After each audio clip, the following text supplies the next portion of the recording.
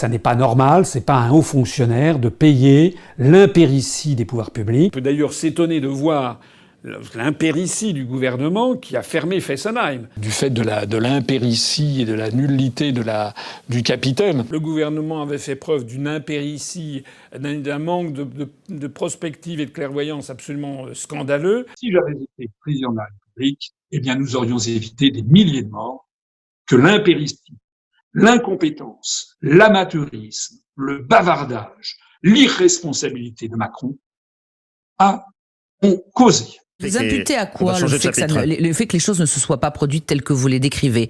Est-ce que c'est de l'impéritie, de l'incurie? Est-ce que c'est un manque d'anticipation ou c'est quelque chose d'idéologique? Au bout de 2008-2018, il y a une invalidation dialectique puisque on est dans le travail du négatif et à ce moment-là, le loyer de l'argent avoue mondialement son impéritie universelle. Les taux d'intérêt sont négatifs puisque précisément la production de la reproduction ne peut pas produire sa reproduction. Définition du mot impéritie d'après le Wiktionnaire. Incapacité, inhabileté, ignorance de ce qu'on doit savoir dans sa profession. Les versions en ligne du Larousse et du dictionnaire de l'Académie française donnent des définitions similaires.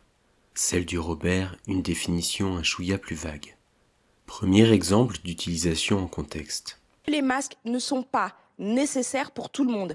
Et vous savez quoi? Moi, je sais pas utiliser un masque. Je pourrais dire, je suis ministre, je me mets un masque. Mais en fait, je sais pas l'utiliser. Parce que l'utilisation d'un masque, ce sont des gestes techniques précis. Sinon, on se gratte le nez sous le masque. En fait, on a du virus sur les mains. Sinon, on a une utilisation qui n'est pas bonne et ça peut être même contre-productif. En fait, tout ça, c'était pour dire que il n'y avait pas de masque en France, qu'on ne s'était pas approvisionné, que le gouvernement avait fait preuve d'une impéritie, d'un manque de prospective et de clairvoyance absolument scandaleux. Et donc, faisant contre mauvaise fortune bon cœur, eh bien, il essayait de nous expliquer que ça ne servait à rien de porter un masque. Deuxième exemple. Troisièmement, je relancerai. Alors ça, ce sont des solutions à long terme, mais enfin, il est évident qu'il faut relancer la filière nucléaire. On peut d'ailleurs s'étonner de voir l'impéritie du gouvernement qui a fermé Fessenheim pour avoir de l'énergie et qui maintenant se découvre qu'on a des pénuries d'énergie.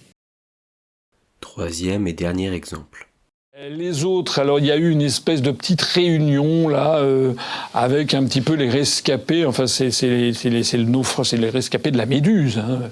C'est, vous savez, cette affaire de la Méduse, ce navire français là qui, sous la Restauration, début du 19e siècle, s'était échoué sur le banc d'Arguin au large du Sénégal actuel et avait été, du fait de l'impéritie et de la nullité du capitaine. Donc ça avait été une affaire tragique qui a été immortalisée par un tableau célèbre de Delacroix. Le radeau de la Méduse a en fait été peint par Géricault. De toute évidence, François Asselineau n'a pas une connaissance exhaustive des cartels des tableaux présents au musée du Louvre. Cartel est un terme de jargon en muséologie. Peut-on alors taxer François Asselineau d'impéritie ?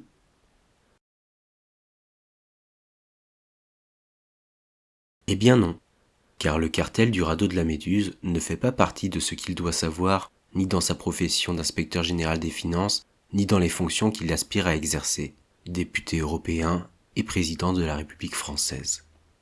Et, après tout, Delacroix et Géricault étaient contemporains, avaient tous deux eu pour maître Pierre-Narcisse Guérin, et Géricault a effectivement influencé Delacroix.